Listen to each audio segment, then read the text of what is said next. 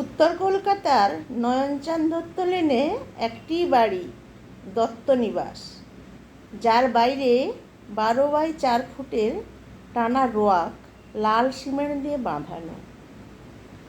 বিকেল থেকে রাত 9টা সাড়ে 9টা পর্যন্ত সেখানে আড্ডা চলে। বাড়ির মালিক সুধাংশু দত্ত ঘোর আড্ডাবাজ লোক। 40 বছর বেসরকারি অফিসে কলম পিষে অবসর নিয়েছে। 71-এর সুধাংশু বেশ সুস্থ আর প্রাণচঞ্চল। বন্ধুবান্ধব নিয়ে মেতে থাকে সারাক্ষণ।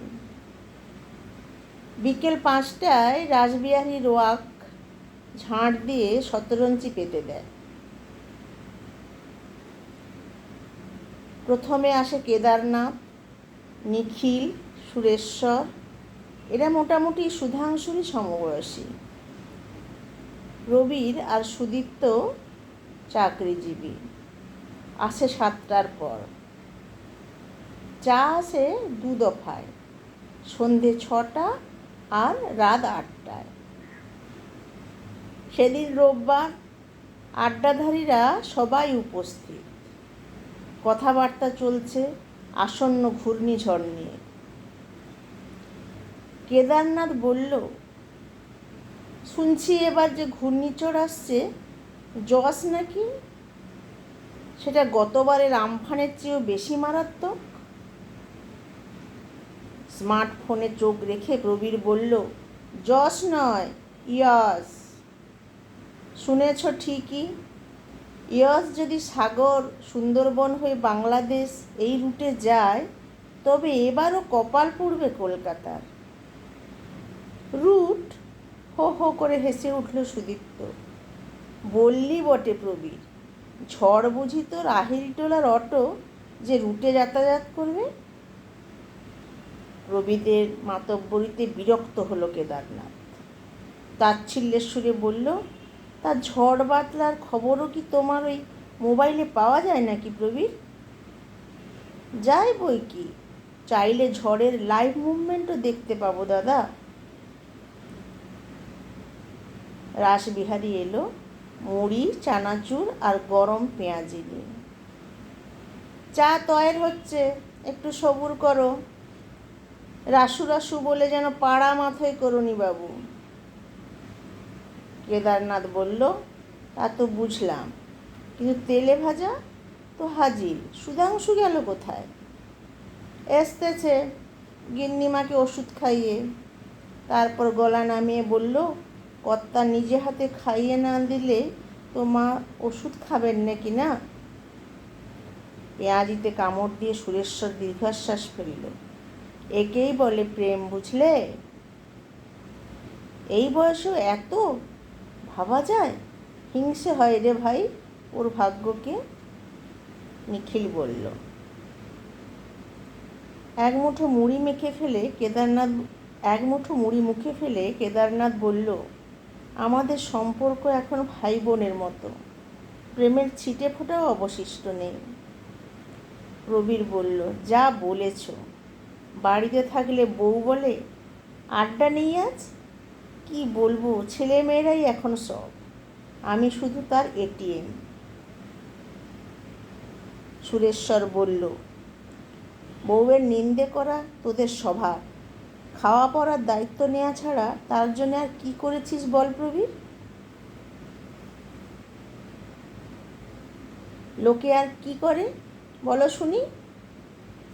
কাঁচা লঙ্কায় ছোট্ট কামড় দিয়ে কেদার বলল, একটু তোয়াজ টোয়াজ তো করতে হবে নাকি?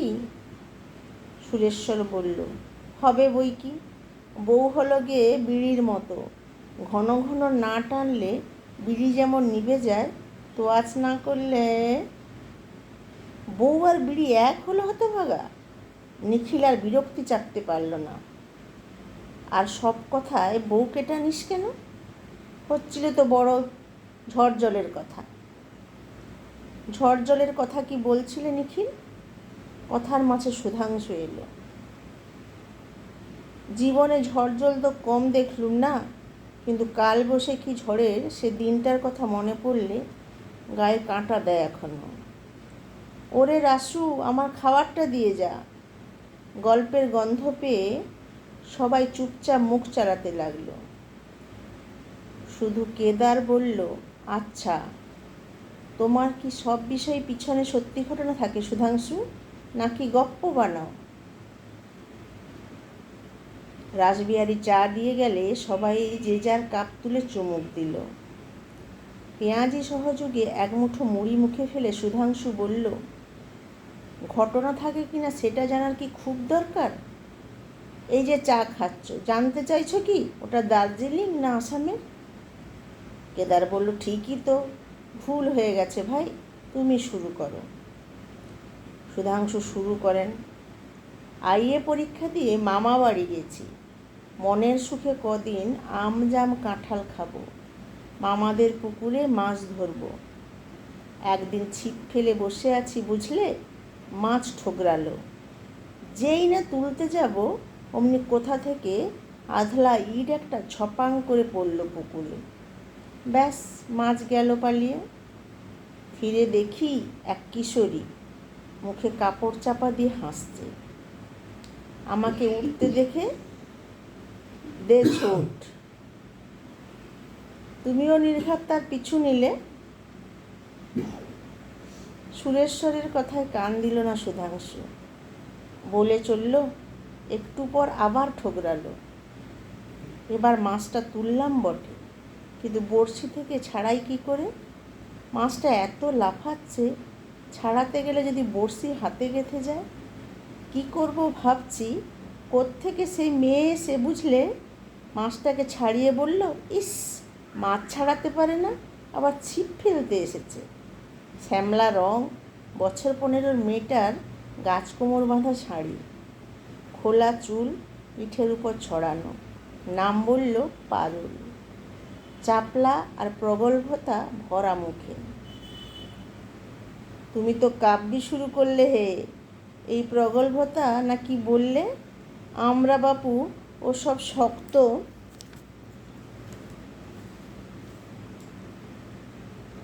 কথা বুঝিনি। পষ্টাপষ্টি বলো দেখিনি।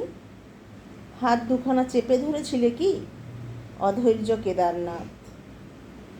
সুদীপ্ত বলল, হালকা হাগ বা ফ্লাইং কিস? কি যে বলো তোমরা, ভদ্রবাড়ির অচেনা মেয়ের হাত ওভাবে ধরা যায় নাকি, তাও 50 বছর আগে পাড়া গায়ে? প্রবীর বলল, রবি ঠাকুরের গল্পের মৃন্ময়ী ছায়া দেখছি যেন। নিখিল বলল, না না না, শরৎ চাটুর্যে।